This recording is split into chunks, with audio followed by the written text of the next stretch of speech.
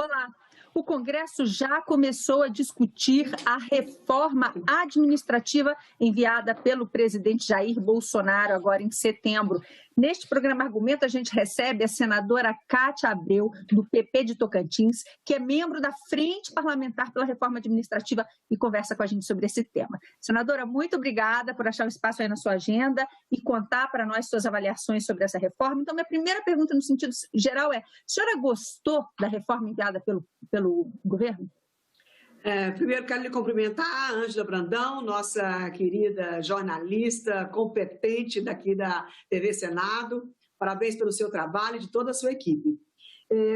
Ângela, na verdade, nós estávamos muito ansiosos e torcendo bastante para que ele enviasse esta proposta, porque tem alguns assuntos que dizem respeito à reforma administrativa que precisa ser de autoria do Executivo ou poderiam ser inconstitucionais. Isso não significa que nós temos que aprovar do jeitinho que veio, absolutamente. Apenas o envio e a autoria de parte da reforma deveria ser de autoria do Executivo. Então, enfim, ele mandou. Se eu dividir ela em duas partes, nós vamos ver que tem uma parte do futuro que foi arrojado, que moderniza, que teve muita coragem, mas no que diz respeito aos atuais, eu acho que houve um pouquinho de demagogia, porque, na verdade, uma PEC, uma emenda constitucional, quando você aprova um termo lá dentro, vale para gregos e troianos, não tem essa coisa, vale para um, não vale para outro. Então, isso eu quero deixar claro. O que for modificado na emenda constitucional vale para todo mundo. Só para um caso que não vale: direito adquirido. O que eu já tenho, o que eu já ganho, o que eu já sou, ninguém me tira. Senadora, então, quando o governo diz que deixou de fora os atuais servidores, ele deixou de fora os atuais servidores em que casos? E nenhum, apenas no direito adquirido. Na expectativa de direito, eu gosto sempre de dar o exemplo da reforma previdenciária. Não tem um monte de servidores que já são da carreira, que já são do quadro e também não foram atingidos pela reforma previdenciária? Sim. Por quê? Porque aquilo aonde eles foram atingidos era uma expectativa de direito, mas no que eles são, no que eles têm, a reforma da Previdência não atingiu essas pessoas. Os que já estavam aposentados, ninguém mexeu em quem já está aposentado. Então, a reforma da administrativa é da mesma forma, é uma PEC. PEC é projeto de emenda constitucional. Muda a Constituição brasileira, que vale para todos os brasileiros de todas as cores. Caso então, senadora, deixa eu tocar então em temas nevrálgicos. Por exemplo, a estabilidade. Num momento em que o governo até fala de possibilidade de redução da máquina pública para, eventualmente, gerar economias, isso significa que acaba a estabilidade de quem já está no emprego agora também? Na verdade, essa pergunta é ótima, Ângela, porque, na verdade, essa estabilidade congelada, maquinada, ela nunca existiu, por um simples motivo. Tem um artigo da Constituição que diz o seguinte: tem a estabilidade, o servidor público tem estabilidade, ok, e, aliás, eu sou a favor, antes de mais nada.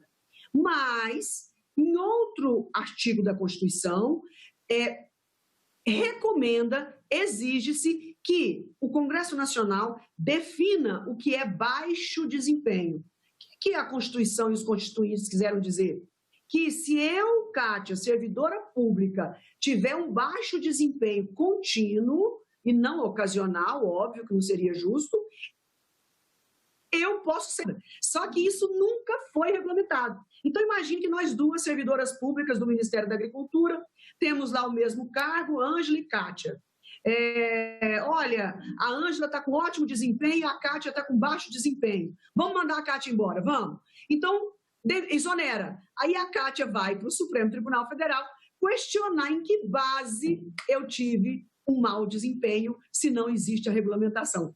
Então, eu não sou contra a estabilidade por um simples motivo. Não é para bajular servidor, porque, na verdade, a estabilidade ela protege o cidadão, o contribuinte, dos avanços dos eleitos da hora, como eu, por exemplo. Então, isso tudo faz com que o servidor seja tratado com respeito que ele tenha autonomia, independência e que não esteja sujeito a perseguições políticas de todo momento. Então, na verdade, é bom para o servidor a estabilidade? Mas é muito melhor, principalmente as carreiras de Estado, a estabilidade é boa para a população brasileira. Ela fica protegida, sabendo que ela está pagando um funcionário para ela, para a população, e que ele está cumprindo o seu dever. Então, o que nós precisamos fazer é uma coisa muito simples que as empresas privadas e o terceiro setor já estão fazendo há muito tempo, que é centralizar tudo isso como já tivemos no passado, talvez uma agência reguladora mega independente, igualzinho o Banco Central, com perfil absolutamente técnico, imparcial, transparente, acima de qualquer suspeita, eleitos para que possa ter um olhar, um foco 1000% em cima da máquina pública, dos sistemas de RH, do concurso público, do estágio probatório, das avaliações de desempenho, de formação desse servidor e para que nós possamos ter esse foco global de tudo isso. Nós temos mais de 300 carreiras de Estado, isso não existe em lugar nenhum do mundo que seja moderno. Então, nós precisamos 300 só na União, só no governo federal. Se for somar tudo, são mais de 2.000 carreiras que existem nesse país.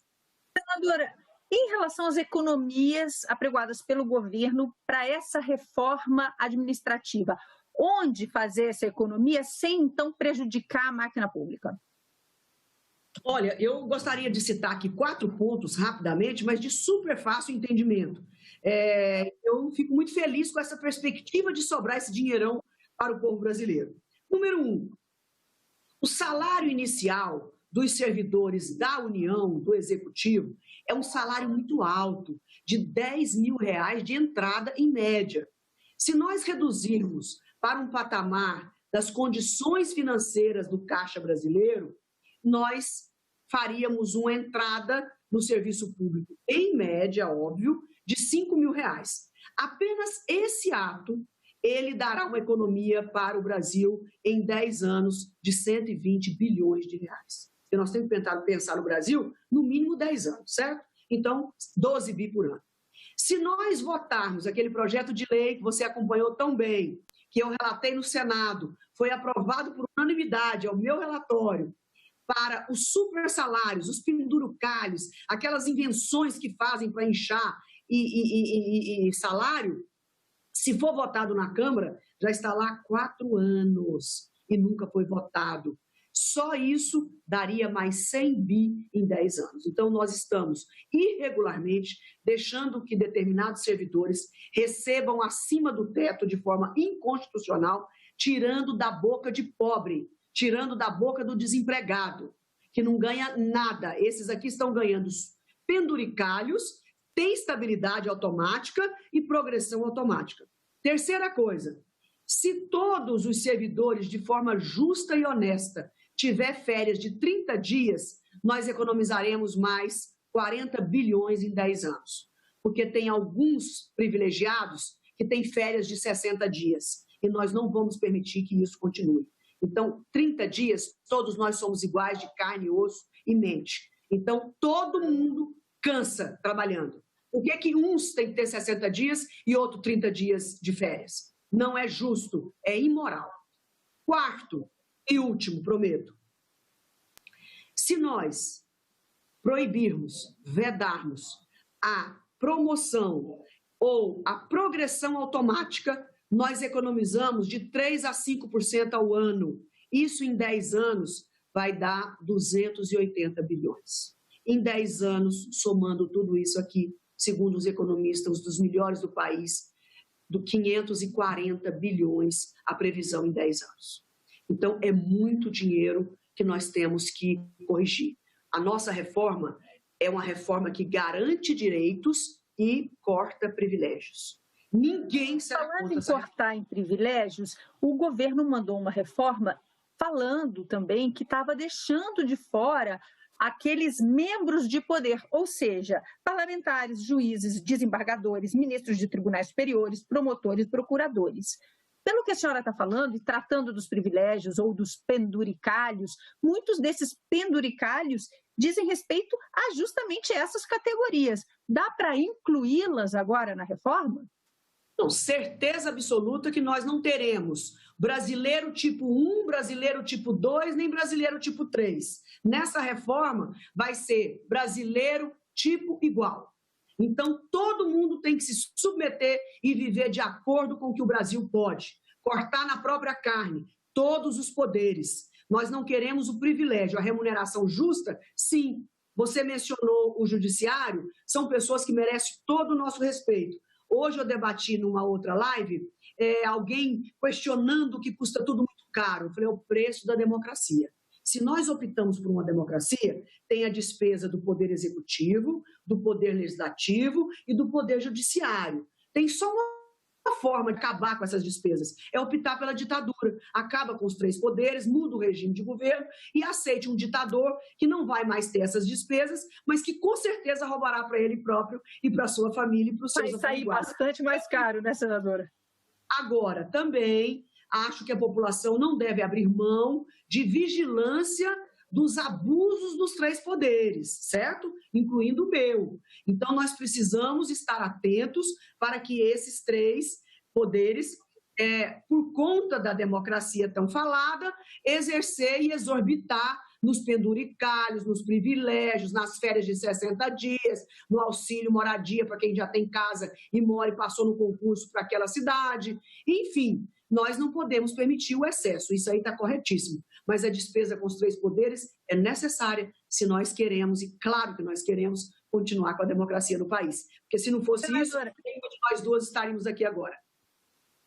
Muito curtinho o nosso programa, então vou fazer a nossa última perguntinha, já pedindo para a senhora se despedir em seguida. Nesse momento em que o Brasil enfrenta pandemia, que vem por aí eleições municipais e que o Congresso se debruça sobre o desafio de votar também uma reforma tributária, é possível imaginar que todas essas reformas saem dentro desse cenário?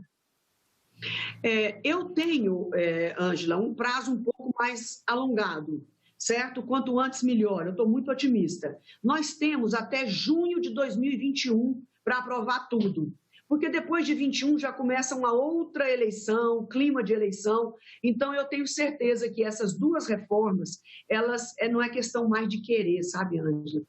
O Congresso quer, o povo quer, o Brasil não resiste mais sem essas 2 reformas. Não há como continuar o Brasil voltar a crescer, a empregar as pessoas, a se desenvolver se as reformas não forem feitas.